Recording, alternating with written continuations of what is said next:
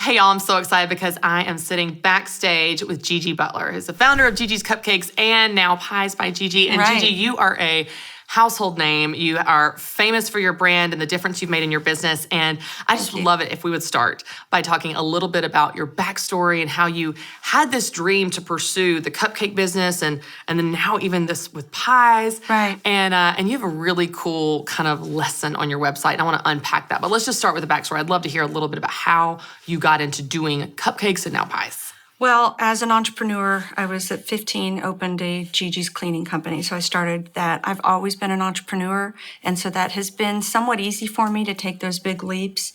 And then I expanded my cleaning business, came here to Nashville to sing and write. And then I had an opportunity with Cupcakes. And the backstory with that is my great-great-grandmother in the turn of the century had her first bakery called Bill's Bakery in Oklahoma.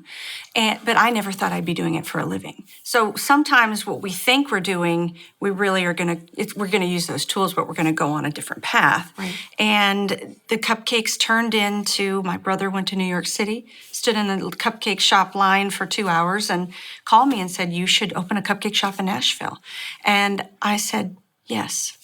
Yeah. So you have to sometimes just say yes and be open. I love how you talked to on stage whenever we were having this conversation. You said it was a common thing in your household growing up that Right. you're going to feel the fear and do it anyway. And Right. I say this all the time. I'm like, do it scared.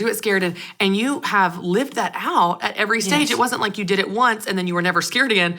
Anytime that you're scared, you feel the fear and do it anyway. Talk a little bit about what that's like, because there's been multiple different transitions or stages where you've had to channel that and really do it. Right. Well, my dad was an entrepreneur, and we had a potbelly pig business, a hair salon, restaurants, an arcade. He was All a the things. fireman, everything. He didn't succeed at everything, but what it taught me at a very early age is to just go for it. And if you fall on your face, you pick yourself up and you keep moving forward. And I think people get so stuck with the fear. They see it as an obstacle. They don't see it as something they can get around and have to be creative on how to get around that fear so you can pursue your goals. Because it really is just an obstacle. It's something in our mind that we have to go around, go through, blow up, go over, but we have to get around that obstacle. Yeah, and I think, just like you're saying, I think fear is a piece of the equation where a lot of people stay stuck.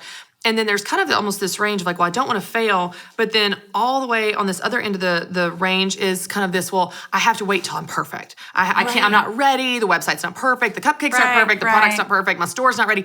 And I think they get stuck waiting for ready or waiting for perfection. Right. And you say something that I think is so powerful that sets people free from perfection. Would you say that? And let's just kind of unpack this idea. Right. Life isn't about being perfect. It's about being original. People don't remember perfect people. People don't really identify with perfect people. They identify with original people. Look at all of our past, Washington, Benjamin Franklin, Leonardo da Vinci. They weren't perfect. Their lives weren't perfect, but they were original. Oh, that's so And good. if you can be original, people will remember you, and you can leave a legacy of love. And whatever that legacy is, it's not perfection. And I think women especially get stuck in I have to be perfect, like you were talking about. I have to have the right thing, You don't. You just have to step out. Yeah. That's all that creation and God asks you to do is step out. Keep moving forward. Keep going. Even in this time that we're facing right now, people are so scared to death of everything. Keep moving forward. Yeah. Keep going. Do you think they were scared in the Civil War? Yes, they were petrified. Do you think they were afraid in 1942? Yes, but we kept moving as a society and as a brave people. Yeah, I love this example because one of the things that when you talk about this idea of don't worry about the pressure to be perfect, be original, Right. It's a very freeing message. It's a message like, oh gosh, because first of all, perfection doesn't exist. There is no such thing as perfect. It's a moving target that we never actually attain anyway. No.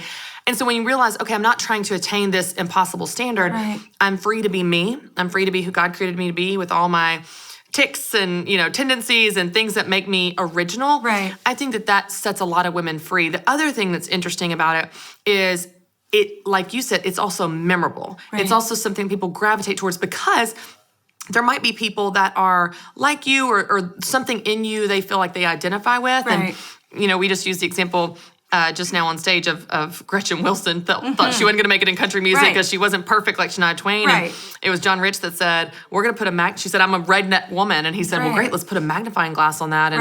And she became a voice for all the women that felt like her, looked like her, acted like her. Which are most women. Right, I mean, really, who looks like Shania Twain? Right, exactly. And so that's right. I mean, it's just all about being you and being original. You be you. Yeah. Just be original. People remember that. Okay, let me ask you this. For someone that's watching right now and they're thinking, but I'm not really original. I'm pretty average. I'm pretty vanilla.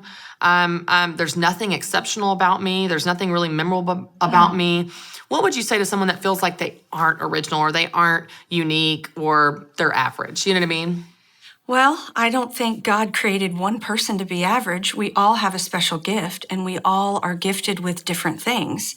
And it's really just fine-tuning and figuring out what your gift is and scaling that. Yeah. If you're great at cards or great at stationery or great at pet sitting, be the best at pet sitting. If you have a gift of mercy, then be a preacher's wife, be a counselor, you know what I mean? Be what God has gifted you to be in this time, right now, in our world, because you're here for a reason.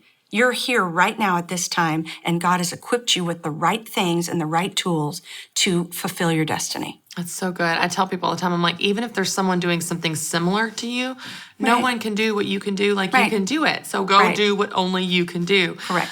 Talk to me a little bit about, you made a mention that I thought was interesting on stage. You said, now you're doing pies, and I want to talk about that. And you said, that's what I originally loved. But you started out doing cupcakes. How did you cultivate the passion, choose the passion for cupcakes when maybe, first of all, you were cleaning toilets when you had this idea, and then now you're doing pies. So you were so successful at something that wasn't your original idea, not even necessarily maybe your first largest passion. How did you choose to pour yourself into that, even if maybe you weren't feeling it? You know what I mean? Well, I loved creating and I loved to bake. And I would always pretend I was on a cooking show, even when I was a kid. Oh, that's fun. And I'm like, why am I doing this? Yeah. But I guess God knew. That's right. He's just preparing you. He was preparing me. And I just decided, I'm going to get on this train and I want to be one of the big dogs on the porch. Yeah. And it was very new. There was only 2 or 3 people doing it. Yeah. And I wanted to be that big dog. And Nashville's so supportive of local people, so supportive of something new. We're a foodie town. Right. I'm like, this is the right time for me. Yeah. This is the right, Nashville's so up and coming. It was 12 years ago. So it was just the right timing. Now, was it the right timing financially? It was the fall crash 2008. No. Right. But it was the right timing for me. Yeah. And I think when it's your time, if you don't step through that right when it's your time and you're not brave enough to take that step, you miss it. It's gone. Yeah. So I was brave enough to take that step at that time when it opened up. Yeah. What does that look like now for you? Because we talk a lot about seasons of everything's not forever, and you're in a new season of reinventing yourself, of pouring your passion into a new passion. You've got Pies by Gigi, which is so cool. And I've followed you on Instagram and I see all the things you're creating, they're beautiful and look amazing. You've got a new store. Talk to us about kind of where you are as an entrepreneur. Even in your own development of how you feel about this new venture with all this experience, but what you're doing is new, even to you. Right. I opened up. I didn't know what I was doing. I had never mass made shepherd's pie before or chicken pot pie or 2,000 pies. I'd made a few pies in my home. So I had to figure out and learn all this business. And we weren't that busy at first, which is great because I got a chance to train everyone because I really didn't know what I was doing. Again. And I'd wake up scared to death. It's only been 6 weeks. It's not as busy as I want it to be. I'm the only person that's going to pay those bills. How am I going to get that done? And I wake up scared to death again. And I'm like, I'm here again, God? Really? I should not be afraid. But I am. But I'm going to continue to move forward. And I had this vision of a French farmhouse pie shop where people can come in and I can minister to them. We can have Bible studies there. We can have parties there. And I didn't get a chance to really be with my customers when I grew Gigi's Cupcakes because I grew so fast. I didn't have a chance to smell the roses and be present. And I really wanted that chance with one store to be there every day, to be able to show my love through baking with people that it's a crazy world. Yeah. Come in, feel comfort, feel love and accepted. And that's what I really wanted to build because I didn't get a chance for that in the beginning. I had a child, I was a single mom, building stores. You know, I went from $33 in one store to 120 stores in 5 years and a daughter by myself. That's insane.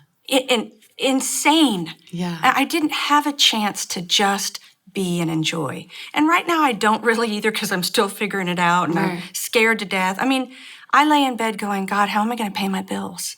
How am I going to do this, God? But I've been here before. Yeah. And somehow he provides. Yeah. And I'm on the brink of something amazing with this pie shop because it's very original. Yeah. It's not perfect. Yeah. But it's me. That's and I've right. poured my love and passion into it. So here we go. Yeah. And I love how you are leaning on those habits you've had through your whole life of, oh, I'm scared, but that's okay. That's not going to stop me because I've been scared before and I've done it anyway. And so I love that. Gigi, it's just amazing to hear your story because your story of perseverance and persistence and the grit and the how you put your passion and heart into everything, those are the qualities that make people last. Those are the qualities that can't be taught. Those are the qualities that make people successful. And I think so many women that I work with, especially in business through Business Boutique, they're waiting for a business degree. Right. They're waiting for a piece of paper or permission to do the thing they want to do. And I'm going, all you need to do what you want to do, you already have within you. That grit and that drive. Yeah, I love that. Well, I know people want to learn about how they can find out about Pies by Gigi and everything that you're going on. So tell them where they can connect with you on social media and learn more about your new business. You could go on official Gigi Butler on Instagram and Facebook, and then piesbygigi.com. You can go on the website. We started national shipping a week ago. So we're shipping nationally all across the country. So we're excited about that. And then there is Pies by Gigi on Instagram. I love it. Well, that's going to be huge for the holidays, I'm sure, because some people don't want to cook. Gigi, you're amazing. Thank you for being here. Thanks for your time. Thanks.